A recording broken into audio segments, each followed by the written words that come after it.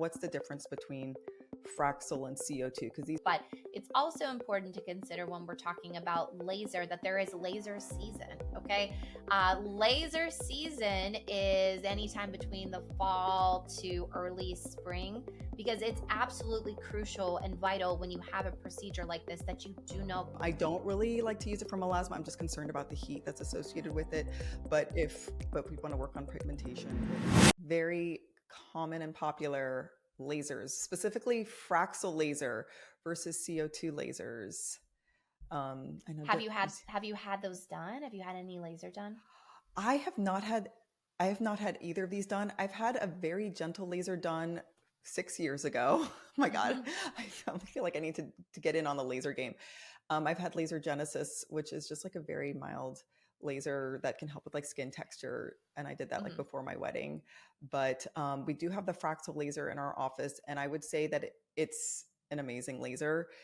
And it does give some great results, but not everyone's a candidate. So a lot of people ask, what's the difference between Fraxel and CO2? Because these are both like pretty strong lasers. When we look at these types of lasers, they both go decently deep into the skin. CO2 is deeper, so it's going to be a stronger laser. And with Fraxel, I guess is a brand, but it's referring to fractional laser, non-ablative fractional laser. So you're not ablating the top layer of your skin, and fractional meaning that it's only going in like zones. It's not doing like your whole face. So it's just a fraction of your face essentially is a way to think about it, like just making microscopic zones. So not as big of a downtime as CO2 lasers, which are, CO2 lasers can be fractional, but they go deeper and they can be ablative. So downtime is way longer and it's much more intense. And I think the results can be great, but some people, honestly, I think that Fraxel is more popular because people just don't like the downtime with CO2 laser.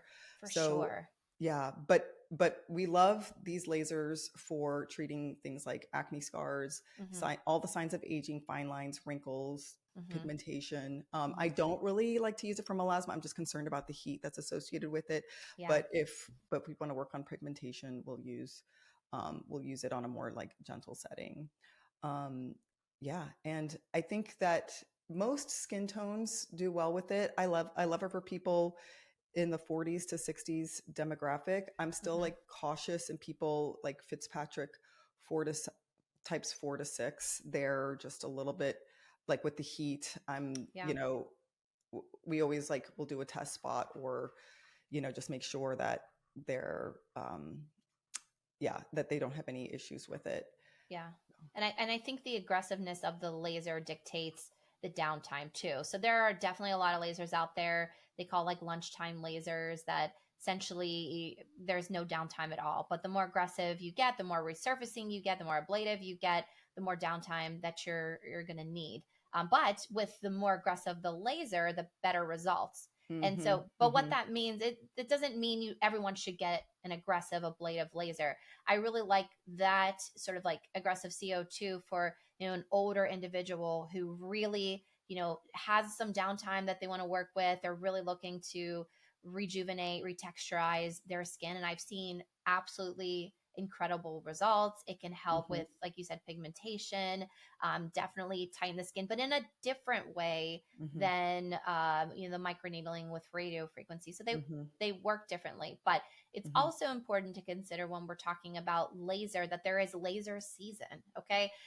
Laser season is anytime between the fall to early spring, because it's absolutely crucial and vital when you have a procedure like this that you do not go out in the sun.